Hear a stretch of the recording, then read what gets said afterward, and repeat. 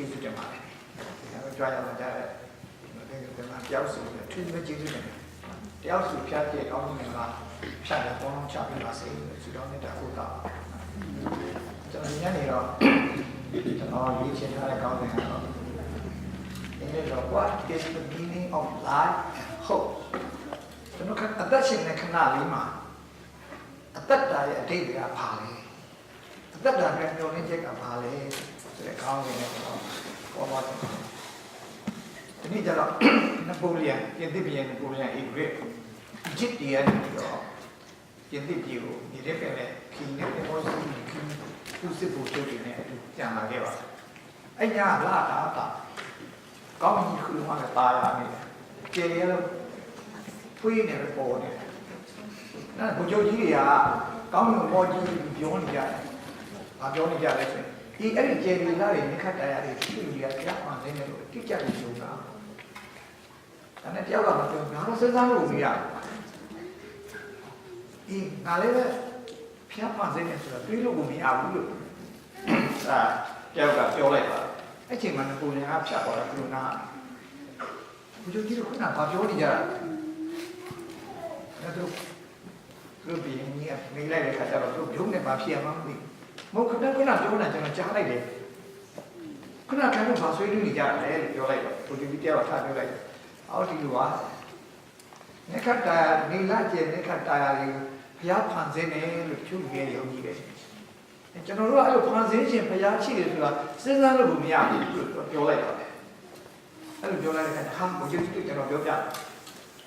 ကျွန်တော်အိမ်မှာကြက်တွေးတစ်ကောင်နဲ့မြောက်ကောင်ရှိတယ်ကျွန်တော်အိမ်မှာရှိတဲ့ကြက်တွေးနဲ့မြောက်ကစဉ်းစားတာခင်ဗျားတို့နဲ့တူတယ်အဲ့ဒီကြက်တွေးနဲ့မြောက်ကဘုရားဆိုတာလုံးဝစဉ်းစားလို့မရပြိဿာနဲ့ငယ်ပါမှာချာတောက်မယ်စားမယ်ကာမဂုဏ်ခံစားမယ်ဒီသုံးခုကတော့လူရဲ့နွားရဲ့ဘာမှပါထွက်ချလို့မရဘူးလူနဲ့ပြိဿာတူတယ်ဒါလူကဒါတတ်တော့နည်းနည်းထူရလူဆိုတာက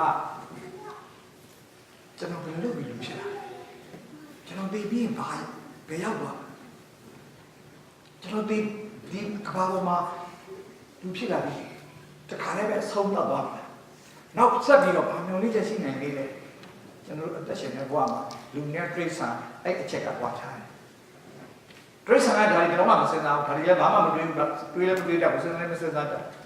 လူဖြစ်လာရင်တော့အဲ့ဒီຢာလေးမစဉ်းစားပဲမတွေးတော့ပဲမနေနိုင်ပါဘူးဒါကြောင့်အသက်တာမှာအတိတ်ပဲရှိအောင်အသက်ရှင်တဲ့ဘဝလေးမှာအတိတ်ပဲရှိအောင်အသက်ရှင်တဲ့အချိန်လေးမှာကျွန်တော်တို့အတိတ်ပဲရှိအောင်ဘယ်လိုလုပ်ကြမလဲဒီပြည့်ဘက်မှာမျောလင်းချက်ရှိဖို့ဘာတွေများလုပ်နိုင်လဲဒါကျွန်တော်တို့လူသားတွေကတော့တိရစ္ဆာန်နဲ့ကြွားချတဲ့ချက်ကဒီချက်ရှိတယ်ဒါလူဖြစ်လာလို့ရှိရင်တော့ဒါလေးလေးနဲ့စဉ်းစားဖို့လိုပါတယ်ဒါမှမဟုတ်ကျွန်တော်တို့ရှော့လုံးမင်းကြီးအကြောင်းကနေနည်းနည်းစကြည့်အောင်ရှော့လုံးမင်းကြီးကတော့တတ်တာမှာအသက်ရှင်နေတဲ့အချိန်ကမှအတိတ်ပဲရှိအသက်ရှင်နေဒီပြည့်ဘက်မှာလည်းနှုတ်လင်းချက်ရှိချင်ဒါနဲ့ဒီဘာလို့မလဲလို့စဉ်းစားလိုက်တယ်သူကအချက်လုံးချက်ပေါ်မှာမူတည်ပြီးရှာခဲ့နော်လောကမှာအတိတ်ပဲရှိအောင်ဆိုပြီးတော့နံပါတ်1ပညာအရေးကြီးဆုံးလို့သူယုံကြည်ခဲ့ပါတယ်အဲကြောင့်သူပညာကိုကြိုးစားရှာမယ်လို့ဆုံးဖြတ်လိုက်တယ်ဒုတိယတော့ကာမဂုဏ်ခံစားမှုလောကမှာဖြစ်တဲ့ဘဝကာမဂုဏ်အရာတော့ဝါခံစားမယ်လို့သူကဆုံးဖြတ်ခဲ့တယ်နောက်တစ်ခုကတော့လောကမှာအရေးကြီးဆုံးငွေမရှိမဖြစ်ဘူးရွှေနဲ့ငွေဘာနာလို့တော့ရှားနေတော့ရအောင်စီးမယ်ဆုံးဖြတ်ခဲ့ပါတယ်။သူရဲ့ဆုံးဖြတ်ချက်တွေတိုင်းသူအကောင့်ထဲစပေါ်ခဲ့တယ်။ကျွန်တော်တို့ဒီမှာကျမ်းစာထဲမှာကျွန်တော်လည်းဖတ်ကြကြပါတယ်။ဒေသနာကျမ်းခန်းကြီး1ငယ်7နဲ့မှာဒေသနာကျမ်းခန်းကြီး1ငယ်7နဲ့မှာပြောလဲဆိုရင်ယေရုရှလင်မြို့၌ရှင်မင်းဖြစ်၍ယေရုရှလင်မြို့၌ရှင်မင်းဖြစ်စဉ်တွင်ဘိုးကောင်းရဲ့အောက်၌ပြုသမျှတို့ကိုဉာဏ်ပညာအားဖြင့်ရှားပွေစုံစမ်းခြင်းကနှလုံးထား၍ငါပညာရအောင်ရှာမယ်။ဘာကြီးဘယ်လိုဖြစ်လာလဲ။ခြေတွေလိုက်ဘယ်လိုဖြစ်လာလဲ။ကျွန်တော်တို့လူသားတွေပြဿနာတွေဘယ်လိုဖြစ်လာလဲ။သိပြီးဘယ်လိုဖြစ်သွားမလဲ။ဒါတွေကိုအသက်ရှင်နေဘဝမှာဒါတော့နားလည်အောင်ကြိုးစားတယ်။ဒါကိုရအောင်နားလည်အောင်ပညာအဖြစ်ကြိုးစားမယ်လို့ဆုံးဖြတ်ခဲ့ပါတယ်။ လိုပြောလို့ဆိုရင်ပြုလေသမျှသောအရာတို့ကိုငါမြင်ကြီးပညာအဖြစ်ရှာဖွေစုံစမ်းခြင်းငါနှလုံးသား၏ပြုလေသမျှသောအရာတို့ကိုငါမြင်ကြီးအလုံးစုံတို့သည်အနတ္တမှုလေကိုကျက်စားသောမှုဖြစ်ကြ၏နောက်ဆုံးတော့ဒီအကြီးတာကတည်းကပြောလိုက်ဆိုလောကမှာဘာလို့လို့နောက်ဆုံးတော့ဘာအတိတ်ပဲမရှိပါလားလို့တွေ့လာပါတယ်ဘာမှအတိတ်ပဲမရှိဘူးလောကမှာလို့ရှင်နော်ကောက်တော့အရာကိုမဖြောင်းစေနဲ့ပညာဘလောက်တက်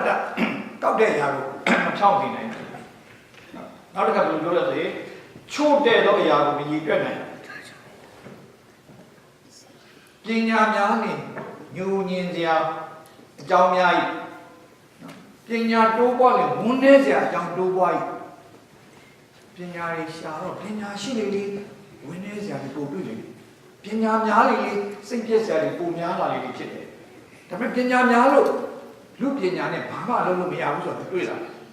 ပူရာကိုမပူအောင်ဘယ်လိုမှလုပ်လို့မရဘူးသေရာကိုမသေအောင်ဘယ်လိုမှလုပ်လို့မရဘူးသေပြီးတဲ့လူပညာနဲ့ဘယ်လိုမှရှင်းလို့ပြန်ရှင်းအောင်လည်းလုပ်လို့မရဘူးလောကမှာရှိတဲ့လေပတ်နေတဲ့အရာတွေကိုလူပညာအဖြစ်ဘယ်လိုမှတားဆီးလို့မရဘူးသူ့ချင်းနဲ့သူဘောဓာနဲ့လေပတ်နေတော့သူတွေ့ရတယ်ဒီထားတွေ့ရပါတယ်နောက်ဒီတနာကြားခန်းကြီးနဲ့အငယ်16ဆက်မှာတော့ပညာရှိတော်သူဒီမိုက်တော်သူဒီတဲ့ခဲ့လို့တည်တတ်ပါပြီတကားပညာဘလောက်ရှိလောကမှာပညာမရှိရဘူးမပြောပါဘူးပညာရှိရကောင်းတယ်ပညာရှာနိုင်တာကောင်းပါတယ်ဒါကျွန်တော်ဆိုးတယ်လို့မပြောပါဘူးဒါပေမဲ့တခုတော့တတိပြပါပညာဘုရားကိုပညာကိုဘုရားနေရာမှာအစားထိုးလို့မရဘူးဘာပြောလဲ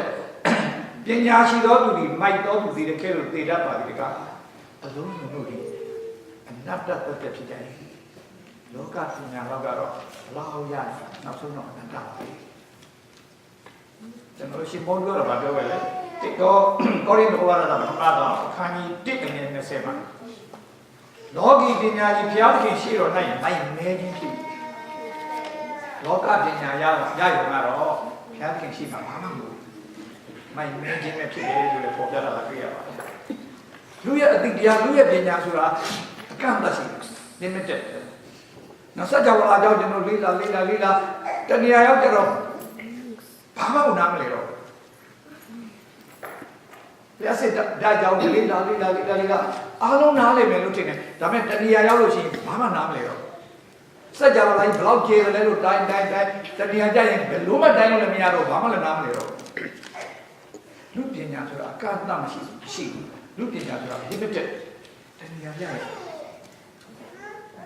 ခုစိတ်ပညာတွေတင်းမပူအောင်မနာ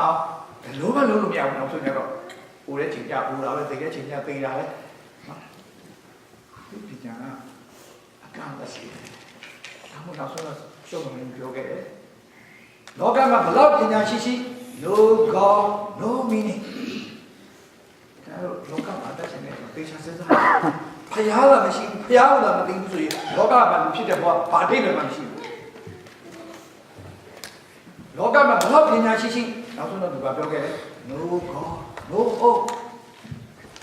ကဲဒီကကျွန်တော်ဖျားတွေ့ဖျားတာမရှိဘူးဆိုရင်နောင်တန်တရားအတွက်မျောလင့်ချက်သိပြီးတော့ဘယ်ပြန်ရှင်းအောင်သိပြီးတော့ဘုရားဘာမှလုပ်လို့မတတ်ဘူးလုံးဝလည်းလုပ်လို့မရဘူးဖျားတာမရှိဘူးဆိုရင်ဘာမျောလင့်ချက်မှမရှိတော့ဘူးကဲနောက်တစ်ခုကျွန်တော်နောက်တစ်ခုဒီဘာပြောလဲဒီတဏှာကြားခိုင်းနေအငယ်1မှာကာမဂုဏ်၌ပျော်မွေ့တော့သူကပြောခဲ့လောကမှာတက်ရှင်တဲ့ကာမဂုဏ်ရှင်နေလည်းဖြစ်လာတော့ကာမဂုဏ်၌ပျော်မွေ့နေဒါတော့လောကမှာပျော်ကြတယ်လို့သူထင်ခဲ့တယ်ဒါကြောင့်ဒီတဏှာကြားခိုင်းနေအငယ်4ရဲ့7ကိုကျွန်တော်ဖတ်ပြတယ်ဒီတဏှာကြားခိုင်းနေအငယ်7မှာဒီတဏှာကြားခိုင်းနေအခါငယ်ဒီတဏှာကြားခိုင်းနေအငယ်4ရဲ့7မှာကျွန်တော်ဖတ်မယ်ကျွန်တော်ဖတ်ကြပါမယ်ဘာပြောထားလဲဆိုရင်ကြီးကျယ်သောအလုပ်ကိုစီ၍အိမ်တို့ကိုဆောက်၍စပြည့်ကုရင်တို့ကိုလည်းစိုက်ကုရင်အမျိုးမျိုးတို့ကိုလည်းပြုစုခတ်သိမ်းသောအသီးအမျိုးမျိုးတို့ကိုသီးစေသောအပင်တို့ကိုလည်းစိုက်သစ်ပင်မျိုးနှင့်ပြည့်စုံသောတစ်တော်တို့ကိုလည်းရေလောင်းစရာဖို့လောင်ငံတို့ပြုလုပ်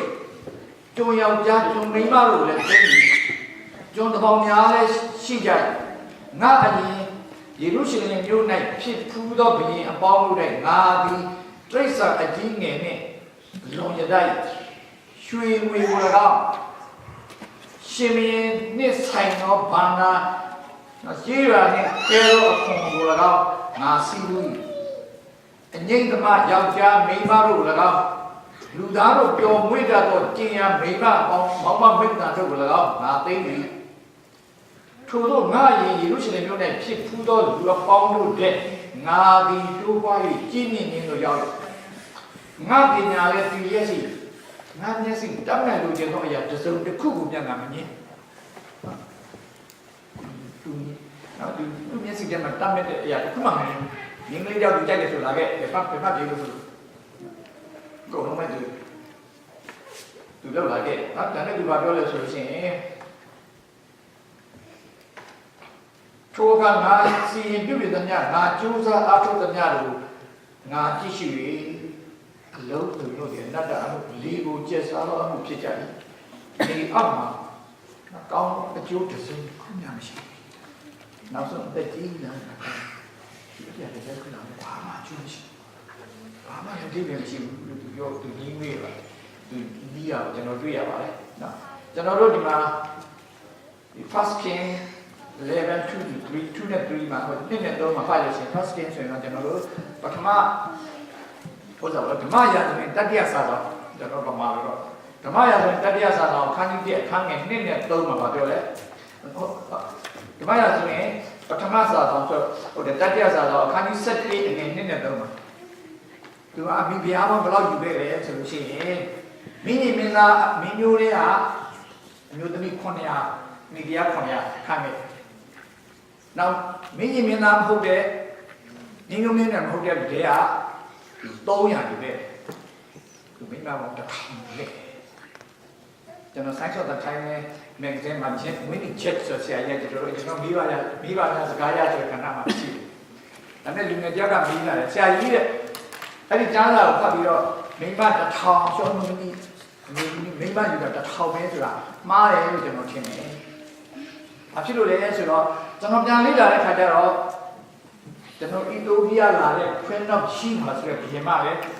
သူ့မိဖုရားဖြစ်တယ်သူသိနေသူနဲ့သူနေခဲ့တယ်သူမယားဖြစ်ခဲ့တယ်ဆိုကျွန်တော်ကြားတယ်ကျွန်တော်ဖတ်ရတယ်တချို့စာတွေကရေးထားတယ်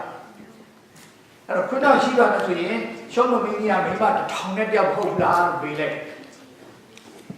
ဒါနဲ့ဝင်ချက်ချက်တော့ဘယ်လိုပြောလဲဆိုလို့ရှိရင်ရှုံးမင်းမိမတော့1000ရှိတယ်ဆိုတာဘာလို့တော့ပြောတာပါတကယ်တော့ဘယ်နှယောက်ရှိတယ်လဲဆိုတော့ကိုယ်တိုင်တော့သိမှာမဟုတ်ပါဘူးကိုယ်တိုင်တော့သိမှာမဟုတ်ပါဘူးလို့ပြောတာဆရာကြီးကတော့အဲ့လိုပြန်ဖြေခဲ့ပါနော်ဒါပေမဲ့အဲ့လိုအမျိုးသမီးတွေမိမတွေ1000တိယူခဲ့ကဲနောက်ဆုံးတော့သူပြောတယ်လူကြီးရဲ့စာထဲမှာဒေသနာကြားခိုင်းတစ်ငင်းနေတဲ့တော့မှာနတ္တတတဲ့နတ္တတတဲ့ကသိမ်းလို့ရလို့ဒီနတ္တဖြစ်တယ်။နော်အနတ္တဆိုတာတော့ဘာမှအဓိပ္ပာယ်မရှိဘူးဘာမှအဓိပ္ပာယ်မရှိဘူး။လောကမှာဘာလို့လောကမှာဘာအဓိပ္ပာယ်မှမရှိဘူးလေပြောချင်တာတော့ဒါတော့ပဲနော်တခုဖြစ်စကားနဲ့ပြောမှဆိုလို့ရှိရင်တော့နေအောက်မှာကြားကြိုးစားအထုတ်တဲ့များဘယ်အကျိုးကျေးဇူးရှိသလဲ။အဲ့ဒီအမျိုးသမီးတွေအများကြီးလို့ပဲ။သူ့တက်တာမှာတော့ပျော်စိုးပထမတော့သူထင်နေပါလေ။နောက်ပိုင်းမှာသူလည်းတက်တာမျိုးတက်ခဲ့။ရှုံးမင်းကြီးကိုလည်းရေးတဲ့ကြမ်းချက်ကိုကျွန်တော်3ချက်လောက်တွေးပြီးတယ်။စိတ်တူရရန်တွေ့တတ်သောမိမနဲ့လူများသောအိမ်၌အတူနေရခြင်းတဲ့အိမ်မိုးကောင်ချောင်းနဲ့တယောက်တည်းနေရခြင်းကသာ၍ကောင်းပြီ။ဒါရှုံးမင်းကြီးရဲ့နောက်တစ်ချက်ကျတော့ဘာပြောလဲဆိုတော့စိတ်တူရရန်တွေ့တတ်သောမိမ၌မိမနဲ့လူများသောအိမ်၌အတူနေရခြင်းတဲ့လွင်ဒီကောင်ချောင်းနဲ့တယောက်တည်းနေရခြင်းကသာ၍ကောင်းပြီ။အဲ့ဒီကြမ်းချက်တွေဖတ်ပြီးတော့ရှုံးမင်းကြီးကဒီကရှင်မင်းလည်းပြန်ရဖြစ်တဲ့မျိုးသမီးတွေရှိနေတယ်ပါတယ်နော်။ဆောက်ကြလို့ပြန်ရှင်မင်းတော့ပြန်ရတွေ့ရတဲ့မျိုးသမီးတွေလည်းရှိဖို့ပေါ်တယ်။နော်သူရေးတဲ့စာလေးကျွန်တော်တွေ့တဲ့ခါကျတော့ဒါကြောင့်မို့ကျွန်တော်ပြောနေတာတော့ကပ်ပြီးတော့ရလို့ဘာမှတိတ်မရှိလို့ပြောတယ်။တုံးတမှာကံပေါ်ခံစားနေပြောပါမယ်။ကျွန်တော်တခါတလေတော့လည်းလူငယ်ဘွားတော့အားကြမကြပါဘူး။ဒါမှမဟုတ်သူ့တော့တတိပြုပါ ကျွန်တော်တို့ကမှကျွန်တော်တို့ပြန်ကြရအကယ်၍သာဘုရားမရှိဘူးဆိုရင် no god no meaning ဘုရားသာမရှိဘူးဆိုရင်လောကရဲ့အပျော်ပါးလေးလိုက်လေနောက်ဆုံးဘာတိလည်းမရှိ no god no hope ဘုရားသာမရှိဘူးဆိုရင်လောကမှာကျွန်တော်ဘာလို့ပြောပါတတိတိုင်ဘာမှမရှိကဲနောက်တစ်ခုကတော့မူရင်းရွှေရောင်ရှာနေသူဆုံးဖြတ်ခဲ့တယ်ကျွန်တော်ကျမ်းစာထဲမှာဖတ်ကြည့်တဲ့အခါကျတော့ရှောဘုံမင်းကြီးကဆိုရင်သူ့အချိန်သူ့ခါမှာရှိတဲ့ရှင်မင်းတွေထဲမှာအချမ်းသာဆုံးသူ့လောက်ချမ်းသာတဲ့ရှင်မင်းတရားမှမရှိဘူးပြောတာ။နောက်ကျွန်တော်ဒီမှာဓမ္မရာဇဝင်တတိယစာတော်ခန်းကြီး30-23မှာရှောဘုံမင်းမြေကြီးပေါ်မှာရှိတဲ့နေရာတော်ရှင်မင်းအပေါင်းတို့တဲ့စိတ်စိတ်အားဖြင့်လွန်ကဲအဲ့ဒီချိန်ကသူ့ချိန်မှာရှိတဲ့ပြန်ရှင်မင်းနဲ့အားလုံးတဲ့အားလုံးချမ်းသာတယ်။ကျွန်တော်ရာဇဝင်ကျုပ်ဒုတိယစာတော်အခန်းကြီး9အခန်းငယ်20နဲ့22မှာဖတ်ကြည့်ရင်တော့ရှောဘုံမင်းကြီးနားတော်၌သုံးတော်ခွက်ဖလားပေါင်းလို့ရွှေတက်တဲ့ဖြစ်ကြတယ်။ရှောဘုံမင်းကြီးလက်ထက်၌ငွေကိုအလင်းပမာဏမပြုရှောဘုံမင်းနားတော်ထဲမှာခွက်ပြီးဖလားပြီးပကံပြီးအားလုံးရွှေပဲငွေဆိုလုံးဝမခီးမဆိုင်နောက်တစ်ခါဆက်ပြီးတော့ရေးထားတာဗာပြောလို့ဆိုရင်ရှောဘုံမင်းလက်ထက်၌ငွေဒီကြောက်ခဲခဲ့လို့ပေါ်များကြီးရှောဘုံမင်းလက်ထက်မှာငွေကြောက်ခဲလို့ပဲပေါ်များတယ်အဲ့တော့သူတကယ်ပဲစီးပြီးပဲအဲ့လိုရွှေပစ္စည်းတွေအများကြီးချမ်းသာဆုံးဖြစ်တယ်ဒါပေမဲ့သူရေးတဲ့စာလေးကိုကျွန်တော်နည်းနည်းဖတ်ကြည့်အောင်ကျွန်တော်ဒီသူပြီးတဲ့သူရေးထားတဲ့သူနောက်ပိုင်းနောက်သားရတဲ့အချိန်မှာရေးထားတဲ့စာလေးကဒေသနာကျမ်းအခန်းကြီး9 10ရက်နဲ့7နှစ်ကိုကျွန်တော်ဖတ်မယ်ဒေသနာကျမ်းအခန်းကြီး9အငယ်10ရက်နဲ့7နှစ်ဒေသနာကျမ်းအခန်းကြီး9ငယ်30ရက်နဲ့7နှစ်မှာကျွန်တော်ဖတ်ကြမယ်ငွေကိုတတ်မဲ့တော့သူဒီငွေနဲ့အလိုဆန္ဒမပြေနိုင်ငွေကိုတတ်မဲ့တဲ့လူကဒီဘလားဟောရတော့မှအဲ့ဒီငွေအဖြစ်အလိုဆန္ဒမပြေတသိန်းဘူးရှင်နဲ့တသိန်းရရင်2သိန်းလို့ရှင်တသိန်းရရင်3သိန်းလို့ရှင်3သိန်းရှိတော့10သိန်းလို့ရှင်10သိန်းရှိတော့330လို့ရှင်သိန်း100ရှိတော့31000လို့ရှင်တော့မှကျန်တဲ့ပြီဆိုတော့မရှိ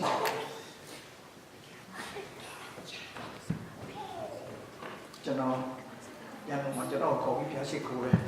တို့နိုင်ငံရထွက်ခံနေတာကျွန်တော်တို့အဲနေ့ကချမ်းသာတဲ့အိမ်တော်တိမ်တော်မှာဖျားရှိခိုးပြီးတဲ့ခါကျတော့တို့ဆရာကြီးတဲ့ကျွန်တော်လည်းဆန်ကြလို့ရှိရင်လည်းညောင်းထွက်မယ်အဲ့ဒါကျွန်တော်တို့ပြောလိုက်ရာလို့ခင်ဗျားတို့လည်းနေရာကလေးနဲ့တယောက်မှမရှိဘူးခင်ဗျားတို့လည်းတော့ချမ်းသာတွေ့နေကြော်ရနေပါပြီအီးစီးနေကြပါလားတို့ပြောလိုက်ဒါနဲ့အဲ့ဒီဒီမှာလာသူကကျွန်တော်ချက်ချင်းပဲပြောလိုက်ဆရာကျွန်တော်တတိယလို့ထင်လားဟုတ်ပါဘောခင်ဗျားတို့ကျွန်တော်နဲ့ဘာမှမဆိုင်ခင်ဗျားတို့တတိခင်ဗျားတို့တက်စားမလုပ်လို့ကျွန်တော်ယုံနေကြဘယ်လောက်ရှိတယ်လဲကျွန်တော်မသိဘူးကျွန်တော်ပြောလိုက်ခင်ဗျားတို့ဝန်ထမ်းများမှာဒီလောက်ပြင်ကြီးနဲ့ဒီလောက်ချတယ်နဲ့ဘာအောင်ရှိရဲ့ဒီဘယ်လောက်ရှိဆိုကျွန်တော်မသိဘူးဒါနဲ့ခင်ဗျားတို့တက်တော့သားပေါ်နေတာကျွန်တော်သိတယ်ခင်ဗျားတို့ကလေးလည်းမရှိဘူးကျွန်တော်ပြောလိုက်ကျွန်တော်တတိယလို့ထင်တာတော့မှားပါဘူးခင်ဗျားတို့ကျွန်တော်ပြောမယ်ကျွန်တော်တင်မောအင်ဂျင်နီယာချုပ်ပါGreek တတိကုမ္ပဏီမှာကျွန်တော်လုပ်တယ်အဲ့ဒီကျွန်တော်တတိကြီးကပင်လယ်ကူးတင်မောကြီး55စင်းပိုက်တယ်ကျွန်တော်ကဒီမှာကျွန်တော်တစ်စင်းတော့ဝယ်လို့မလောက်ကျွန်တော်ပဲစဉ်းစားပေါ်တယ်တော့တကယ်ချမ်းသာတဲ့တတိနဲ့နိုင်ရှင်တော့ပုံမှာနော်ကျွန်တော်ကတင်မောပင်လယ်ကူးတင်မောကြီးတင်တော့မှကျွန်တော်မဝယ်နိုင်လေဘူးခင်ဗျာကျွန်တော်တတိလို့ထင်တာတော့မှားနေတယ်တတိလို့ထင်တာတော့မှားနေတယ်တော့ငွေကိုတတ်မဲ့တော့သူဒီငွေနဲ့အလိုဆန္ဒမပြေနိုင်နောက်တစ်ခါဆက်ပြီးပါပြောလဲစိတ်တွေကိုတတ်မဲ့တော့သူဒီစိတ်တွေတိုးပွားတော့လဲမရောက်နေနိုင်စိတ်တွေကိုတတ်မဲ့တဲ့လူကလည်းစိတ်တွေနဲ့ဘာတိုးပွားဘယ်တော့မှမရောက်ရဲနိုင်တခါပါပြောလဲဆိုလို့ရှိရင်ကျွန်တော်ဆက်တင်မှာကျွန်တော်ဆက်ပါမယ်ဥစ္စာတိုးပွားသောအခါစားတော်သူတို့ဒီလည်းတိုးပွားများပြားကြ၏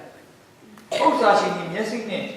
ကြည့်ရှုခြင်းမှာတပါအဖေကျူးကြည့်ရှုရှိတယ်ကျွန်တော်တို့အချိန်ကြီးဖြစ်လာတဲ့ခါကျတော့ပေါင်းသိနေချွေနေလည်းနိုင်ရှိလာတဲ့ခါကျတော့ကျွန်တော်စားတဲ့ခါကျတော့အဲ့ဒီပေါင်းသိနေတိုင်းဝိုင်းနေနဲ့စားနေနဲ့ပေါင်းနေတယ်ဒါပေမဲ့တထင်းချစ်လို့ ကျွန်တော်တို့ကနှစ်ဆသုံးဆစားလို့မရဘူးဒါပေမဲ့ကိုယ့်ပစ္စည်းတွေကိုအများကြီးနဲ့ဝိုင်းစားနေတာဒါမျက်စိနဲ့တွေ့တာဒါလေးပဲထူတယ်ကျန်တဲ့ຢာတော့တယောက်စားတရက်စားပုံမှန်ပဲစားလို့ရတာပါဘာမှလည်းမထူတော့ဘူးတခါဆက်ပြီးပါပြောလို့ဆိုရင်ကျွန်တော်ဆက်နေမှာဆက်ပါဦးမယ်အလုံးလုံးသောသူသည်များစွာစားသည်ဖြစ်စေအနေငယ်စားသည်ဖြစ်စေအိတ်နေရိုက်ရတတ်သောသူစီစိန်မူကစီစိန်ရှင်ကိုအိတ်ပြည့်စေကြ၏အလုတ်သမားတွေတာမအလုတ်သမားတွေကခမင်းဝါဝါစားသည်ဖြစ်စေမဝါသည်ဖြစ်စေအဲ့တော့အားရပါလိုက်တာပဲတကောနဲ့ဘာမှမဟုတ်ဘူးချမ်းသာတဲ့တတိတွေကညညအိတ်လို့တော့မပြောဘူးညညအိတ်လို့တော့မရကျွန်တော်တို့ကျွန်တော်မှကျွန်တော်နဲ့တွေ့လို့လုပ်ခဲ့ကြတယ်နောက်ပိုင်းတော့သူထွက်လာတယ်ထွက်လိုက်ပြီးတော့နောက်သူသားသမီးတွေတက်တက်တော့ချမ်းသာလာတယ်ကျွန်တော်နောက်ပိုင်းတော့တရင်ကြားတာရှင်းအောင်မှဆိုသူချမ်းသာသုံးတယ်တယောက်ပါဝင်ဖြစ်လာပါတယ်သူကနောက်အဲ့ဆရာကြီးတက်တော့ကြီးလာပြီကျွန်တော်နဲ့တွေ့ရပြီးတော့ကျွန်တော်သူ့ကိုပြောတယ်ဟာဆရာကြီးခုနကတော့ဆရာတို့အားချမ်းသာတယ်ဒီတမှားလည်းအိမ်နေရှိတယ်လေးမျိုးမှလည်းရှိတယ်ရံကုန်မှလည်းရှိတယ်နားလေးမှလည်းရှိတယ်ဟာခုချိန်မှာတော့အေးစီစီနဲ့တကယ်ဝန်သားဆရာပဲပေါ့လို့ကျွန်တော်ပြောတယ်ဆရာတို့ဝန်သားတယ်လို့ထင်တာအဲ့ဒါအေးခဏဘာပူကြရှိတယ်ဘာလို့ဒီကအခုအလုပ်လုပ်နေတာပဲခဏပတ်စံနေလဲတိုင်းနဲ့ပန်းနဲ့ချီရှိနေတာပဲကျွန်တော်သူ့ပြောလိုက်တော့ကျွန်တော်ဆရာမှားပြီကျွန်တော်ကိုရန်အောင်ဆယ်လုံးနဲ့ဒီလိုလုပ်တဲ့ချိန်မျိုးကတမင်ဝါအေးအားရတယ်အခုသားရီပြီးသားရီတတိယဖြစ်လာမှကျွန်တော်အဲ့လိုတော့ခဏဖြစ်တယ်အခုဖြစ်လို့ဆရာကြီးကဆရာကြောင်းလာတော့သားကြီးကအခုမကားမဖြစ်တယ်အဲ့ကားကိုလည်းမဆွဲသွားတယ်အဲ့ကားလည်းအစ်စ်တွေဝယ်လာနောက်သားလာကအင်းရနေစားမှာပါကားတယ်ရွှေရတဲ့ပိတ်တာဘာလို့လဲအဲ့ဒါကြီးဆုံးသွားတယ်ကျွန်တော်ဘာမှမပူဘူးပြဿနာကထောင်မကြောက်အရာတိတ်မဟုတ်ဘူးဆရာကြီးတခါတခါစနေကျွန်တော်ပြတော့ထောင်မရကျွန်တော်တို့လောကမှာဆင်းရဲတဲ့လူတွေကဒီဝါအေးအားရပါရဲ့တတိယတကယ်အေးလို့ပြောတတိယတကယ်လို့ပြောဒါအများကြီးရှိတယ်ဒါတော့သူရဲ့စိတ်တွေကစိတ်ရှင်ကိုအိတ်ပြည့်စုံတယ်ကျွန်တော်တို့စိတ်ရှင်ပြီးတော့ကျွန်တော်တို့ကငယ်56ပါစိတ်ရှင်ပြီးအမိဝန်းထဲကလေးမှာပါပဲထွက်လာတဲ့ခဲလို့ထူပြီးသူပြန်သွားရပြီကျူးစားအတူတူရပြီးတော့ဥစ္စာတစ်စုံတစ်ခုကိုမြလက်နဲ့ဆွဲကြပြီးကျူးသွားရသူဒီလာတဲ့ခဲလို့အလင်းမချမ်းသာနဲ့တွားရတော့အမှုအရာတွေအလုံးဆိုးလို့အမှုအရာတွေနေအောက်မှာကျူးစားအထုတော်သူတွေကျူးကြည့်လို့ရှိတယ်ဘလောက်ချမ်းသာပြီးသွားရင်ဘာမှမပါဘူးဘာမှယူလို့လည်းမရပါဘူးဒါပေမဲ့ပြီးသွားရင်ဘာမှယူလို့မရဘူးဆိုဘာမှမလုပ်နဲ့လို့ကျွန်တော်မပြောပါဘူးလောကမှာစားဖို့လိုတယ်ဝတ်ဖို့လိုတယ်နေဖို့လိုတယ်ဒါတော့ကျွန်တော်လုပ်ရမှာပါဒါပေမဲ့ကျွန်တော်ပြောနေတာကလောကမှာအဓိပ္ပာယ်ရှိဖို့နောင်တော်များအတွက်ပြောလိုက်တဲ့ရှိဖို့ဆိုတာငွေနဲ့မရဘူးငွေကဖျားမဟုတ်ဘူးငွေကကျွန်တော်တို့မကယ်နိုင်ဘူးအရေးကြီးဆုံးကငွေမဟုတ်ဘူးကျွန်တော်တို့ဖျားငွေနဲ့ကိုအရေးကြီးတယ်ဆိုတဲ့အချက်ကလေးတစ်ခုအဓိပြုဖို့ကျွန်တော်အနေနဲ့အဓိပေးနေတာပါနော်ကျွန်တော်တို့ငွေမလိုဘူးလို့တော့ကျွန်တော်မပြောပါဘူးနော်ကျွန်တော်တို့ဘုံတခင်ရှုခရကလည်းပြောခဲ့ရှုခရပြောတဲ့ပုံထဲမှာဆိုလို့ရှိရင်ကျွန်တော်တို့ရှင်လူကခရမဲ့ခါကြီးစနစ်မှာကျွန်တော်တို့အားလုံးပြကြပါတယ်ခင်ရှုတော့တနေ့ကျတော့ထီးကြောက်ရှိတယ်ဟာငါ့ဘူကောင်းနေစီလောင်တဲ့ဘူကောင်းနေတဘာလောင်တဲ့ဘူကောင်းနေဟောင်းရီဘုံဖြက်ဒီဆောက်ကြီးကြီးဆောက်စီပြည့်တဲ့ဆံရည်ပြည့်တဲ့ဂျုံရည်ပြည့်တဲ့ခါရည်ပြည့်စီအပြည့်လောင်ပြီးတော့ဒီကုန်းဘာပြောလဲဟာမင်းတက်ဇိမ်ခံပြီးတော့စားပြီးတော့ပြောလိုက်တယ်အဲ့ဒီညမှာပဲဖျားတယ်ဘာပြောလဲချင်းမိုင်းမင်းဝိညာဉ်ကိုဒီညပဲရုပ်သိလိုက်တယ်ဒီပစ္စည်းတွေပိုင်တယ်ပစ္စည်းတွေပိုင်တယ် နောက်သူကပြောခဲ့တယ်လူကစနေနော်အငယ်15မှာလောဘလုံးကျူးချင်းကိုတင်းနဲ့ရှောင်ရတော့အကြောင်းကစိတ်စိတ်ရှိတော့လေစိတ်စိတ်၌အသက်မတူဘူးမိန်တော်လောဘလုံးကျူးချင်းကိုတင်းနဲ့ရှောင်ရတော့အကြောင်းကစိတ်စိတ်ရှိတော့လေစိတ်စိတ်နဲ့အသက်မတူဘူးမိန်တော်ကျွန်တော်ဖြစ်တဲ့တခုပြောချင်ပါတယ်ကျွန်တော်ဒီအမေရိကန်နိုင်ငံချီကာဂိုမြို့မှာနာမည်သိကြည့်ခဲ့တဲ့အမှုလိုက်ရှိပါတယ်သူနာမည်ကတော့ခလာရန်ဒါရိုဖြစ်ပါတယ်ကဘာကျော်မှုလိုက်ရှိဖြစ်ပါတယ်ဒီတော့တော့အောင်ငယ်တော့သူ့ကြောင်းကျွန်တော်နည်းနည်းပြောပြမယ်သူကတော့အမှုလိုက်ရှိနေဖြစ်တယ်သူအသက်30နှစ်ပြည့်ပြီမှာတားကျွေးတစ်ချိန်ဖြစ်လာခဲ့တယ်သူကဆိုရင်ချမ်းသာတယ်ဂုဏ်သိက္ခာတွေတက်လာတယ်တကောအာဏာတွေတက်လာတယ်အဲ့ဒါကြီးရတယ်တဲ့90ကျော်နိုင်ခါမှာဒီလိုမပြောတော့ဒီလိုထိုင်လို့မပြောတော့ပစ္စည်းတွေလည်းဘာမှမလိုချင်တော့ဒီတစ်ခါလဲစိတ်ရက်ကြာစိတ်တက်ကြရောတော့ဖြစ်လာဘယ်လိုမှမလဲဆိုတော့ဘာလို့မှလည်းမသိဒါနဲ့တနေ့ကျတော့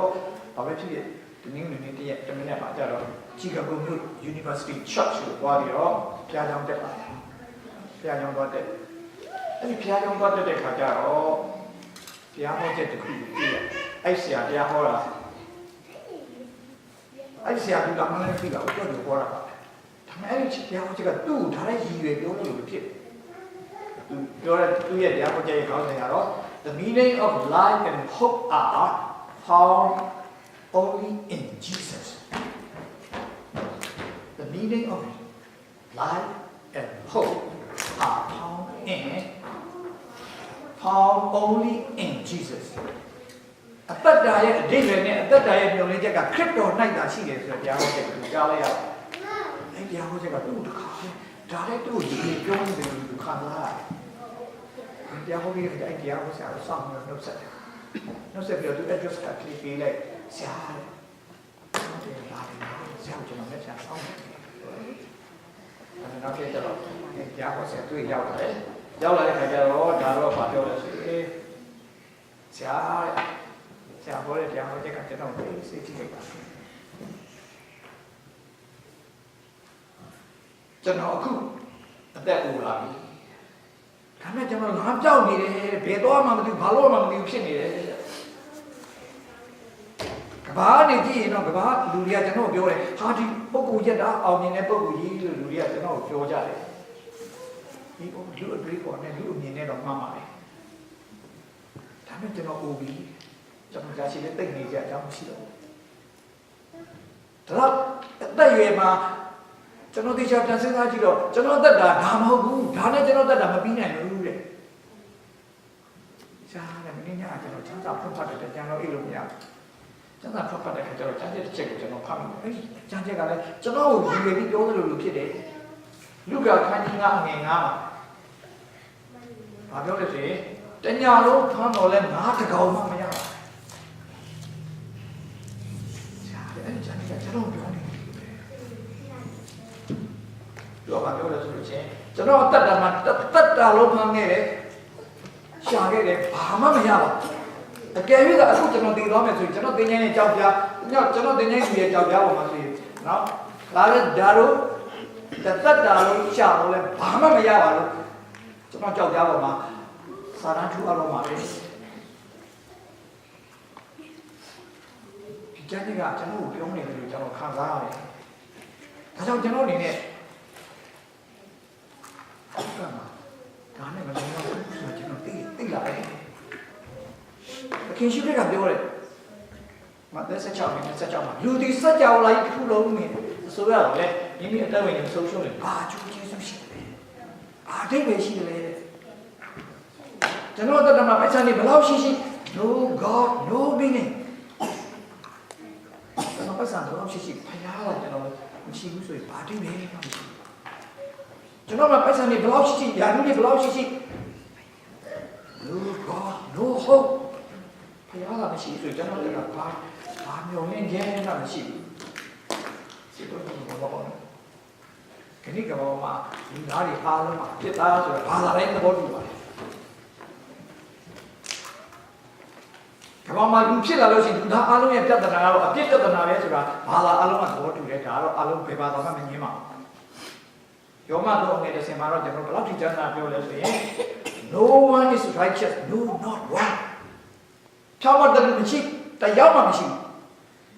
လောကမှာအားလုံးဖြောင့်မတ်တယ်လို့တရားမှမရှိဘူးယောမခွန်တဲ့ငယ်ဆက်ချက်မှာကျတော့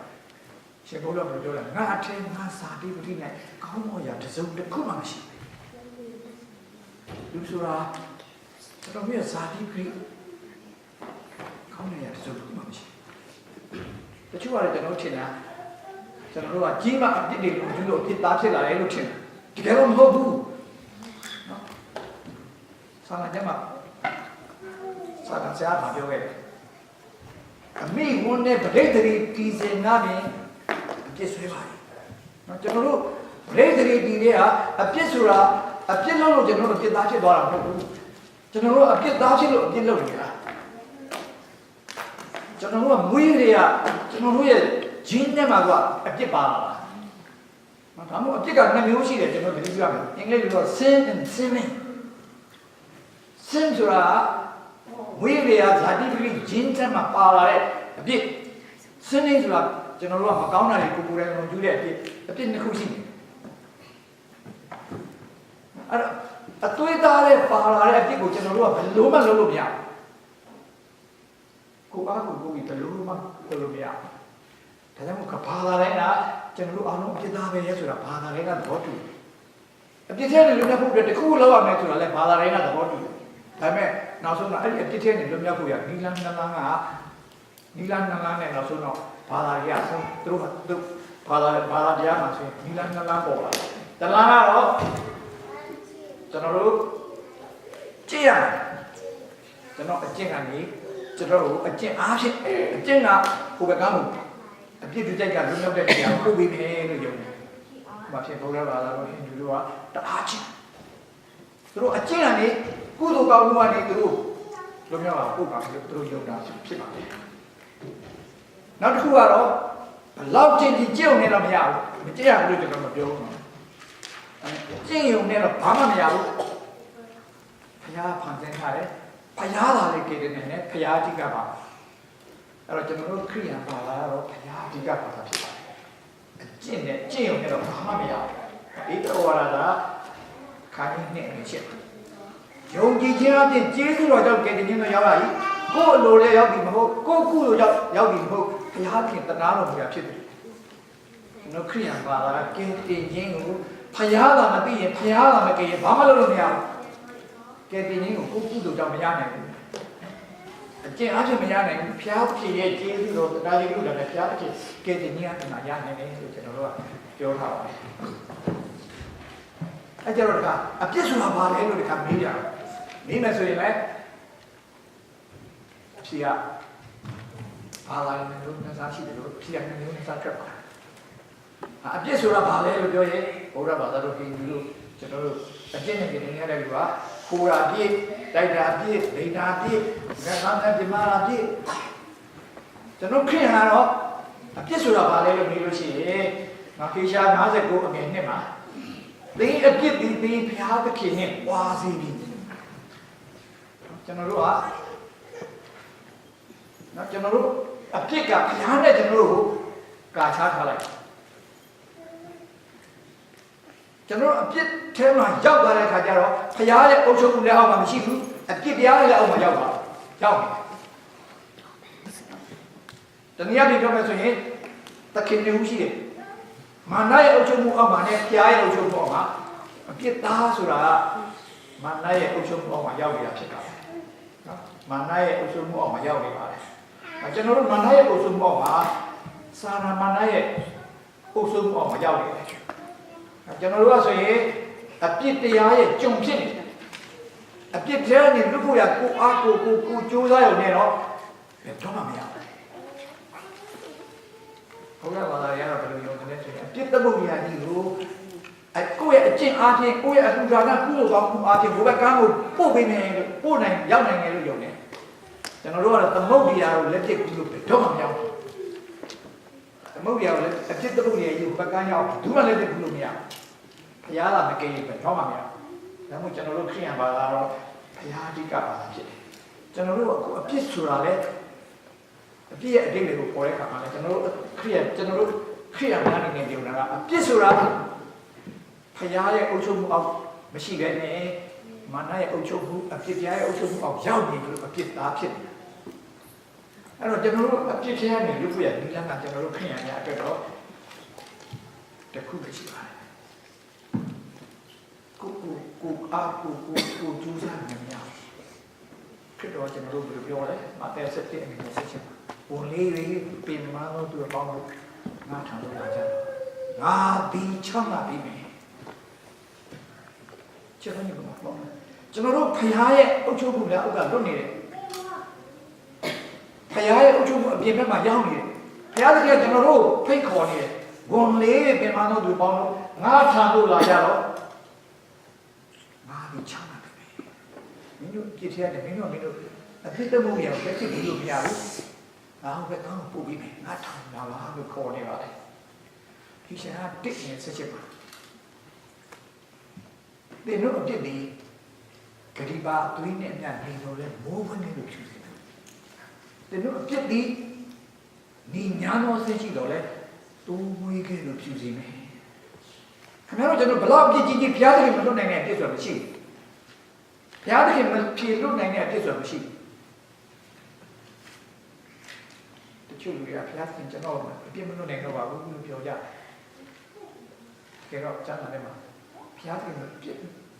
မဖြေလွတ်နိုင်တဲ့အပြစ်တစ်ခုမှမရှိဘူးအဲ့တော့ကျွန်တော်ကျမ်းစာထဲမှာချက်ကြည့်ရဲဘုရားကိုပြစ်မှားတဲ့ပြစ်လူကိုပြစ်မှားတဲ့ပြစ်အားလုံးကိုလွတ်နိုင်တယ်တာရှင်တော်ဝိညာဉ်တော်ပြစ်မှားတဲ့ပြစ်တစ်ခုပဲခွင့်မလို့ဘူးပြောတာရှင်တော်ဝိညာဉ်တော်ပြစ်မှားတဲ့ပြစ်ဆိုတာပါလေ unrepentant sin တော့မနောင်ရမရဘူးအပြစ်ကိုအပြစ်မှမသိဘူးမားကိုမသိပဲနဲ့အမားကိုသိတဲ့တိဆက်လို့သွားတာအဲ့ဒီအပြစ်သားလေဘုရားသခင်ပြခဲ့တယ်ကိုအမားကိုသိတယ်ကိုပြစ်ကိုသိတယ်ဘုရားရှိမှကိုပြစ်ကိုသိလို့ဝန်ချတောင်းပါမယ်ဆိုရင်ငါခွင့်လို့ပြောပါတယ်ဒါကြောင့်ဒီရှာ44အနည်း20နှစ်မှာကျွန်တော်ဖတ်ပြမယ်ငါထံလို့ပြန်လာကြတော့ဒီအကျူးစိတ်တို့ကိုမိုးတိမ်တိုက်ခဲ့လို့လည်းဒီအဖြစ်တို့ကိုတိမ်လွာခဲ့လို့လည်းငါချီမီတော့ကျွန်တော်ဗမာချီမီပြီးတော့အင်္ဂလိပ်လို blotted out ကျွန်တော်အဖြစ်ကိုစီမိုးတိမ်ကြီးမြုပ်မဲနဲ့မိုးတိမ်ကြီးလုံးဝကွယ်ပြောက်သွားအောင်ချီဖြတ်ပြလိုက်တယ်လို့ကျွန်တော်တို့ရဲ့အဖြစ်တွေကိုဖျားပြချီဖြတ်ပြမယ်ပေါ်ပြထားတာတွေ့ရပါတယ်ဒါနဲ့ဘာပေါ့ကျွန်တော်တို့အပြစ်ကိုဖြေလွတ်နိုင်တဲ့ပိုင်ရှင်ကဘုရားပဲဖြစ်တယ်အပြစ်တရားနဲ့ကယ်နိုင်တဲ့ပုဂ္ဂိုလ်ကဘုရားပဲရှိတယ်ကျွန်တော်ခဏဘုရားနဲ့ဆွေးနွေးတဲ့အခါမှာကိုလုံးတဲ့ပြစ်ကိုဘုရားဖြေလွတ်ပြီးတော့ဘယ်လိုလုပ်ဖြစ်နိုင်လဲဒါနဲ့ကျွန်တော်တို့ပြီးခဲ့တဲ့ကောင်းပြီကျွန်တော်တို့ပါတီမှာကျွန်တော်တခါကြားဝဲလို့ခါကျွန်တော်လာညင်းတော့ကျွန်တော်ပြောတာတချို့ကျွန်တော်ပြောတဲ့အခါကျွန်တော်ပြောခင်ဗျားတို့ကျွန်တော်အဲ့ဒီချိန်ကတခင်ဆိုကြီးကပေးစီသူတို့ကျွန်တော်တိုင်းပြည်ကနေနိုင်ငံတော်သစ္စာဖောက်မှုနဲ့ပေးစီဆိုတရားရောအမင်းချလိုက်တခင်ဆိုကြီးကတမတာကြီးဦးနေဝင်ထားမှာတခါလဲအတနာခံစားဝင်လိုက်ဦးနေဝင်ကလွတ်စီဆိုပြီးလွတ်ပြီးလိုက်တိုင်းပြည်ကိုအုပ်ချုပ်တဲ့ဆိုရမင်းကပေးစီကြနေတဲ့အဖြစ်သားကိုလွတ်စီလို့ပြင်ပြီးလို့ရတယ်ခင်ဗျားတို့တွေ့ရမှာယုံတယ်မဟုတ်လားယုံတယ်လွတ်နေပြီကျွန်တော်တို့ပြောတဲ့ကေဆိုကြီးကဲကျွန်တော်စัจ java ကိုအုပ်စိုးတဲ့ဘုရားသခင်ကဦးနေဝင်းတဲ့သဘောကောင်းတယ်။ဒါနာခြင်းကရုဏာချစ်ခြင်းမေတ္တာနဲ့ပြေးသွားတယ်။ကိုအမကိုပြစ်တွေကိုနောင်တနဲ့ဝန်ချတောင်းပါမယ်ဆိုရင်ဘယ်အပြစ်မဆိုလို့ဘယ်အပြစ်မဆိုလို့နိုင်။တိုင်းပြည်ကိုအုပ်စိုးတဲ့ဆိုရကသေစီကြောင့်เนี่ยလူလွတ်ပိုင်ခွင့်ရှိတယ်ဆိုရင်စัจ java ကိုအုပ်စိုးတဲ့ဘုရားသခင်ကကျွန်တော်တို့အပြစ်ထဲကနေလွတ်နိုင်တယ်ဆိုတော့ခင်ဗျားတို့မယုံဘူးလား။အဲ့ဒါတော့မယုံဘူး။မယုံရင်ကျွန်တော်တတ်တယ်။ဒါပဲကျွန်တော်တို့တိုင်းပြည်ကိုအုပ်ချုပ်တဲ့အစိုးရမင်းကသေစီကြနေတဲ့လူကိုလွတ်စေအမိန့်ပေးနိုင်တယ်လို့ကျွန်တော်တို့သေစီကြနေတဲ့ကျွန်တော်တို့အပြစ်သားတွေကိုဘုရားခင်ထံပြမှာမယ်။နောင်တနဲ့ဝန်ချတောင်းပါမယ်ဆိုရင်ကျွန်တော်တို့ဘလောက်ကြည်ကြည်အပြစ်လုပ်မယ်လို့ပြောထားပါတယ်။ဒါကြောင့်ကျွန်တော်ဒီနေ့ရှိဦးရတော့မပြောတော့ပါဘူးနော်။ကျွန်တော်တို့အပြစ်တွေကလွတ်နေတဲ့နည်းလမ်းအဲ့ဒါကျွန်တော်တို့ခုလောဆယ်ပါလာပြန်တဲ့မျိုးပွဲနေတယ်တမျိုးကတော့ ကိုအကျင့်အားဖြင့်နာရမယ်လို့ပြောတယ်အဲကြောင့်ကြိုးစားကျင့်ရပါတယ်ကျွန်တော်ကကြိုးစားပြီးကျင့်တယ်လို့ပြောဒါပေမဲ့ကျင့်ရုံနဲ့လုံးဝမရကျွန်တော်ကျင့်ရတယ်ကျွန်တော်ဘယ်တော့မှမကျင့်နိုင်ဘူးကျွန်တော်သိရင်ကြောက်သွားတာဒါနဲ့ကျွန်တော်ခဏခဏမေးတယ်သူတို့ခင်ဗျားတို့အကျင့်ရတယ်ဘယ်လိုလုပ်ကိုပဲကောင်းဖို့ပြီးကျင့်ကအသက်ရှိတယ်ကျွန်တော်ကိုယ်လည်းဖျားအသက်ရှိတယ်ဖျားအသက်ရှင်နေတဲ့ကြောင့်ကျွန်တော်တို့ဖန်ဆင်းတဲ့ဖျားဖြစ်တဲ့သူသားလေးကင်းနေတယ်သူတို့ကဘဝကူးတယ်လို့ယုံတယ်ကျွန်တော်ဒီဘဝတန်တန်လေးတဲ့အကြောင်းတွေပဲပြောတာရှိဖြစ်မှာပါဒါမှကျွန်တော်ရှိရမပြောပါဘူးဒါပေမဲ့ကျွန်တော်ပြောချင်တာတစ်ခုကတော့ဘဝဆိုတာလည်းကုန်းလို့မရဘူး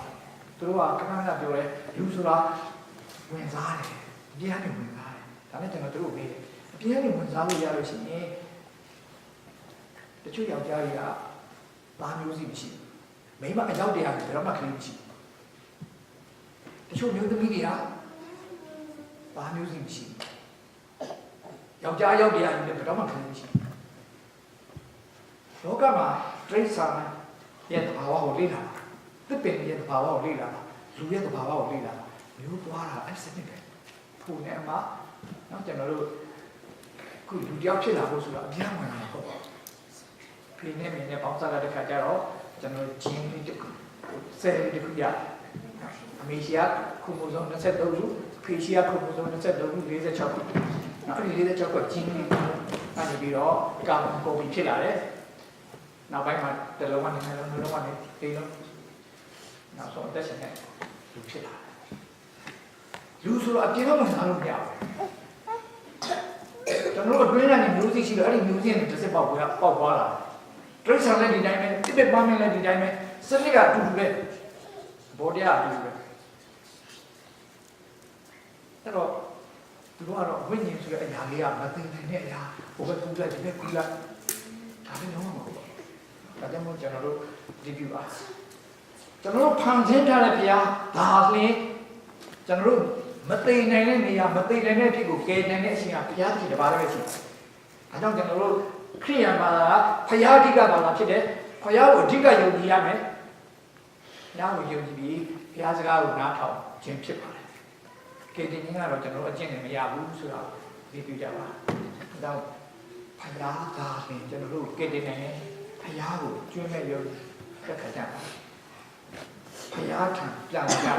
ဝန်လေးပြန်မလို့လို့တော့ငါထောင်ပါကြတော့ငါဒီချမ်းသာပြီမပြစ်သည်ဂရိပါသွေးနဲ့နေဂရိပါသွေးနဲ့မြနေတော်လဲဘုံငယ်တို့ဖြူစီတယ်တဲ့ပြစ်သည်ဒီညာတော်ဆင်းချတော်လဲသူဘုံငယ်တို့ဖြူစီမယ်ပြောထားပါတယ်ကျွန်တော်တို့ကဘာပြောထားလဲဆိုရင်ဟေရှာ55နဲ့ခေါင်းထဲမှာဆိုးသောသူသည်မိမိလမ်းကို၎င်းမတရားသောသူသည်မိမိအကြံစီတို့ကို၎င်းစွန့်၍ဘုရားသခင်ထံသို့ပြန်လှည့်ပါစေအထူးသဖြင့်အပြစ်သူလွတ်တော်မူလိမ့်မယ်ကျွန်တော်တို့အပြစ်ကျွန်တော်တို့အမှားကိုသိပြီးဘုရားဖြစ်တယ်မှာကြားလာဘုရားဖြစ်တယ်မှာဝန်ချတောင်းမှာကျွန်တော်တို့အပြစ်ကိုအားလုံးလို့ကျမ်းစာလေးကျွန်တော်ဖတ်ကြည့်တဲ့အခါကျတော့ရှင်မင်းမြောက်ကြောင့်ကျွန်တော်ဖတ်မိပါပါဒါဝိဒ်နဲ့ရှောလုကျမ်းစာလေးကိုကျွန်တော်ဖတ်ကြည့်ဒါဝိဒ်ကတည်တည်ညရမယ်ရှောလုကတည်တည်ညမရဘူးရှောလုနဲ့ဒါဝိဒ်ဘယ်သူကောင်းလဲဘယ်သူကောင်းလဲဘူးမကောင်းဒါဝိဒ်ကပိုကောင်းလို့တည်တည်ညရတာဟုတ်ပါရှောလုပြည့်တဲ့ဒါဝိဒ်ပြည့်ကိုကျွန်တော်ပြန်ကြည့်ပါရှောလုကပထမတစ်ခါသူတို့ကြည့်လို့တော့မဲ့ပေါ်ကြီးကျင်းပါတယ်ကျင်းပါတဲ့အခါကျတော့ဒီပေါ်ကြီးကနောက်ကျနေတယ်ရှောလုကဘာလုပ်လိုက်လဲအဲ့လိုနောက်ကျနေတဲ့အခါမှာဘာဖြစ်လို့အချိန်ကြီးမလာလဲသူဘောပါပြီးသူကိုယ်တိုင်ရေပေါ်ကြီးလုပ်လိုက်တယ်ဘာလုပ်လိုက်လဲသူသွားကြည့်လို့ဆိုလိုက်အဲ့ဒီမှာတော့မိသားရောက်ပါဟာမင်းကမင်းလုပ်ရမယ်လုပ်မှုပြီးဘာဖြစ်လို့လုပ်တယ်လဲခင်ဗျားတို့ကဘာလို့နောက်ကျခင်ဗျားတို့မလာလို့ကျွန်တော်တို့အချိန်နဲ့လုပ်ရတာဆိုတော့အပြစ်ပြန်တယ်ကဲနောက်တစ်ခါပါလတင်နဲ့ဒီမျိုးတွေသွားစစ်တိုက်ဘာမှမယူလာခဲ့နဲ့အကုန်လုံးဖြစ်စီဖြစ်ခဲ့လို့ပြောတယ်အဲ့ရှင်မလာဘာမှမသိပါဘူးဒီနေ့နောက်တစ်ရှင်မလာပြန်မင်းနောက်စကားနားမထောင်ပြန်ပေါ်တွေ့ရှင်မလာသွားတယ်မင်းဘာလို့ဖျားတဲ့စကားနားမထောင်တာလဲရှောလို့သွားပြောတယ်ရှ ဆိုလို့ပါလို့ကျွန်တော်နားထောင်နေဘုရားသခင်ခံခဲ့တဲ့အကုန်လုံးလုပ်တယ်အကုန်လုံးဖြတ်စစ်ပြခဲ့တယ်ဒီအကုန်လုံးဖြတ်စစ်ခဲ့တယ်ဆိုအသာမြင်ကြားနေပါလေတိုးလေးတွေစိတ်ကလေးတွေတိတ်ကောင်းတဲ့ကောင်လေးတွေဟစ်ပူဆိုဖို့ယူလာတာတဲ့ဒါနဲ့မပြောလို့ရှိဘူးလားဘုရားသခင်စကားနားထောင်ခြင်းတဲ့ဘုရားသခင်စကားနားမထောင်ဘဲနဲ့ရစ်ပူဆိုတာဆိုလို့ရှိရင်နတ်ဆိုးတဲ့ပေါင်းတာတဲ့ပူဆိုးတယ်လို့ဘုရားစကားကိုနားထောင်မင်းနဲ့ဘုရားသခင်ရှိကိုကိုကိုရဲ့ဘာလို့တော့မရှိဘူးလို့ပြောခဲ့နောက်ဆုံးမှမင်းအဲ့ဒီမင်းကြီးမင်းသားဘာလို့ခေါ်လာလဲဖားလာတယ်လေဒီလိုမှတာပြခဲ့ရှင်မရဘူးလေတော့တပ်လိုက်တယ်။အဲ့တော့ကျွန်တော်တို့ရှိုးဒါဝိရောက်ကြည့်အောင်နောက်ဆုံးနေကျွန်တော်ဒါဝိရောက်ရဆုံးတာဒါဝိကတည်းကတရက်ကြတော့နားတော်ကလည်းရှာအောင်လို့ကြည့်ကြည့်နေကြည့်တယ်။ဒီကကြောင့်လူသူကြောင့်ဒီချိုးနေတွေ့ရတယ်။ဒီချောင်းချောင်းကြီးတော့စာကြီးချိုးတာမရှိဘူးလား။တော့ချိုးတာဘယ်လိုချိုးလဲတော့မသိဘူး။ဒီချိုးတော့ချောင်းကြီးတယ်။ဆောင်းကြီးရှင်းနေတာမင်းနဲ့တခါနဲ့တွတ်တူမနေနဲ့မတိုင်နဲ့ဖြစ်လာ။ဒါနဲ့သူ့စသားတယောက်ခေါ်လိုက်။မောင်မင်းမြတ်ဘူးလို့။အဲ့ဒါရှင်မင်းကြီးရဲ့ဘူးရဲ့။ယူမိတာ။ဦးဖီးရရဲ့ယူမိ။ဘာပါလဲမင်းအိမ်လိုက်ရနားလေးဝါခေါ်။ဝါခေါ်ရဲ့ခေါ်လို့အိတ်လိုက်။ပြန်တော့ရှင်မင်းဘာပြောရင်းလဲ။ပြန်သွားတော့တော်တယ်အနေ။သူစိတ်ထဲတော့ဘူးမမသိဘူးအေးစေးတော့သူနေနေတာပဲ။မင်းစားလာနေမှာမဟုတ်ဘူး။ကနားတော့ပြောတော့ရှင်နေကျွန်တော်တခါပဲခေါ်ရတာတက်တာမဟုတ်ဘူး။ကိုကျွန်တော်ကိုမရှိနေပြီ။ကိုမရှိနေကျွန်တော်ဘယ်လိုလုပ်ရမလဲ။ဟာကိစ္စမရှိနားစီစဉ်ပေးမယ်။ဘာလို့ဘယ်တော့မှပြောတာလဲ။အဲ့ဒါဘာသာစာရေးလိုက်။ဦးရအောင်ပြန်လုပ်လိုက်ပါ။တိုက်ပွဲတွေပြပြတာရှိနေချိန်ကမှရွာမှာရှင်မင်းမိတ်ဆိုတော့ဦးရအောင်ပြန်ထွက်လိုက်။ဦးရပြန်လိုက်ခါရှင်မင်းရှိမှာဘာသာရေးတဲ့စာရွက်တွေပေးပြီးတော့နေကဲတော့ဒီဇမီးနဲ့ပြောဘာနေလဲကွာသူကတော့သူမိမနဲ့သူနဲ့အဲ့လိုပြန်အိတ်နေလို့ရှိရင်တလားဆိုတာဘယ်သူမှမသိဘူးသူကလည်းပြောကြတယ်သူကလေးလို့ထင်ပါပဲသူစိတ်ထဲမှာခါလဲဇာလမ်းကိုဒီမှာမြုပ်ဖို့ကြိုးစားတယ်ဒီဥရိယမှာဖြစ်လို့ဆိုရင်ငါတော့ငါမိမနဲ့နောက်တန်းမှာပြန်ပြောနေတယ်ငါရဲ့ဖော်ရတေးရရှင်ငါမသိဘူးဒီလိုနေရာမျိုးကဒီလိုငါနေချင်းနေသစ္စာဖောက်ဖို့မတင်ဘူးဆိုတော့သွားတာနေမှာသွားတယ်ပြောလာတယ်ဟုတ်ရဲ့ရှင်မင်းကမရောက်ကြောင်းပြန်ခေါ်ပြီးပြန်လာဘူးဘာသာပြန်လာပြီဟုတ်လားရတယ်မစီစဉ်စာဆောင်ရေးလိုက်ကြပါဒီကောင်ရောက်ရတက်လိုက်ရဆိုရစာမျိုးပါပဲဒီသူ့ရှိတာမှတင်လိုက်သူတရားလို့နောက်ဆုံးတော့ပြန်ဆက်သူအသက်မရှင်နေတဲ့ဆိုတော့စာရေးပြီးလိုက်သူကတရားလို့ကောင်းပါစာကိုဒီဆိုတဲ့စာကိုမသိတဲ့နဲ့ယူပြီးလာတော့ဒီဟောဒါကစာဖတ်လိုက်တဲ့အော်ဒီတော့တော့အသက်ရှင်ကြလာမရှိတော့သူ့တီးကြောင်းကြတာတိုက်ပွဲဖြစ်နေရှိတော့ဒီထန်နေမရှိတော့မှတဲ့ဆိုသူ့ကိုတက်ခိုင်းလိုက်တယ်ရံသူတွေလည်းသူသွားတိုက်တော့နောက်ကလူတွေဆုံးဆိုဆုတ်ခိုင်းရံသူကြားထဲမှာကြောက်တဲ့ချက်ခဲ့ပြီးဒါနဲ့စာပို့လိုက်ဒီကတီးသွားပြီဘူးပါနဲ့လောကမှာစက်သားဆိုတာဒီလိုပဲစစ်တိုက်တယ်ဆိုတော့ဘက်ကလည်းတင်တတ်တယ်ကိုယ်ဘက်ကလည်းတင်တတ်တယ်သူ့ဘက်ကလည်းတင်တတ်တယ်သူဒီကိုဒီအဲ့လိုပဲဒါတော့ဖြစ်လို့တခါပါဘာလဲဆိုတော့အေးစလေးတရက်ကျတော့ရောဘတ်နာတန်ရောက်ရောဘတ်နာတန်ပုံလေးကိုပြောပြတယ်ရှင်မင်းကြီးအဖြစ်တဲ့တစ်ခုရှိတယ်တော့ဦးတင်ပြပါကဲတော့တင်တာတော့ရောဘတ်တော့ဦးတင်တာကိုပြောလိုက်သွားပါတော့လေကျွန်တော်တိုင်းပြည်မှာတထင်းကြောက်ရှိတယ်တို့တွေထောင်လိုက်ရှိတယ်စိတ်တွေထောင်လိုက်ရှိတယ်သိချမ်းသာဒါပေမဲ့သူ့ရဲ့ခြံလေးနားမှာစင်းသားလေးတယောက်ရှိတယ်တိုးလေးတကောင်မရှိဘူးမလေးတော့သိချစ်တာလည်းတိုးလေးကိုပွေလိုက်ဖက်လိုက်ဒူလေးဒူစားသားသမီးလိုဖြစ်နေတယ်တတိကျတော့အဲ့ဒီထီရှိမှာအဲ့ဒါရောက်ပါတယ်ရောက်တော့လည်းကြတော့အဲ့ဒီကိုထမင်းကြီးရတယ်ဆိုတော့တူစိတ်တွေပတ်ချင်တဲ့ခါကျတော့ဟာဟိုစင်းလာတဲ့တိုးလေးကိုတွားယူသွားဆိုတွားယူပြီးတတ်ပြီးကျွေးလိုက်အဲ့ဒါကျွန်တော်တို့ဘယ်လိုတရားစီရင်လဲဖျားလို့ရှောက်လိုက်ရှင်ခါဝိကတခါဓာတ်ကိုဆွဲထုတ်လိုက်ဒီလိုမျိုးကအရှင်မထားဘူးငါတတ်တယ်ဘယ်သူလဲပြောဒီလိုငါခုချက်ချင်းတတ်ရှင်မင်းကြီးအခြားလူမဟုတ်ပါဘူးအဲ့ဒီလိုရှင်မင်းကြီးပါပဲဖျားပြောလိုက်ဟာကျွန်တော်ဘာလုပ်လဲ 우리 아미야를 대하고 계시게 그나마 미야미 하시 또 딱이렇게 그냥 또 미야고 되게 가래 다위가 가고 모두 피들 첩첩을 뭐니 공자 나다의 지만 두차차 내일 내거는 나다 지하고 캡이렇게 아게 나 수다비 봐 저는 마음이 저는 뒤로 뒤로 안 물러가 봐 저는 뷰비나에 병내가면 가래 뭐를 수다네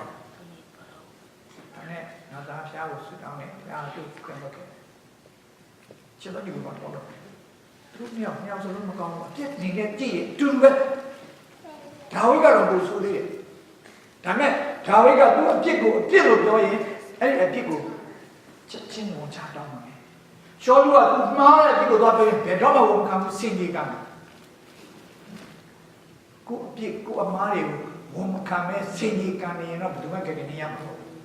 ကိုအဖြစ်ကိုအမားတွေကိုနောင်တနဲ့ဘုရားသခင်ထားဝန်ချတောင်းပါတဲ့လူတိုင်းကြည့်နေရထားရပြရမှာဖြစ်ပါတယ်ဒါကြောင့်ကျွန်တော်တို့ရှောလူရဲ့အစီအစဉ်ကမယ်ကိုပြည့်ကိုအမားတွေကိုနေပြီးကျွန်တော်တို့ဒါဝိခဲတို့ကိုဘုရားသခင်အလိုလိုနဲ့ပြုပြင်ပြောင်းလဲဝန်ခံနဲ့ပြောင်းလဲတက်တာရှိဖို့ကြိုးစားကြပါလောကမှာဘယ်သူမှမကယ်နိုင်ဘူးအကယ်၍သာဘုရားမရှိရင်ခင်ဗျားတို့ကျွန်တော်အသက်တာမှာကျင့်လို့တော့မှမရဘူး No God no meaning no God no hope ကျွန်တော်ဘာလို့ပြောကျွန်တော်အတွင်းနဲ့ရောဘုရားကမရှိကျွန်တော်တက်တာဘာမှမရှိဒါကြောင့်ကျွန်တော်တို့တစ်ခုတည်းပြပါကျွန်တော်ငွေမရှားရဘူးပညာလေးမရှားရဘူးကျွန်တော်မပြောဘူးဒါပေမဲ့ကျွန်တော်အသက်တာမှာငွေအဓိကမဟုတ်ဘူးဘုရားအဓိကကျွန်တော်အသက်တာမှာကျွန်တော်တို့အပျော်ပါးရအဓိကမဟုတ်ဘူးဘုရားအဓိကဖြစ်တယ်ဒါကြောင့်ဘာပဲလို့တရားလက်လို့မပြောပဲတရားလက်လို့မရှိပဲဘုရားတရားနဲ့သက်ရှင်ပြီးဘုရားသခင်ထားပြန်လာပြီးဖျားတရားနဲ့အားလုံးသက်ရှင်ရအောင်လို့တိုက်တွန်းရင်းဆုံးချုပ်ပါတယ်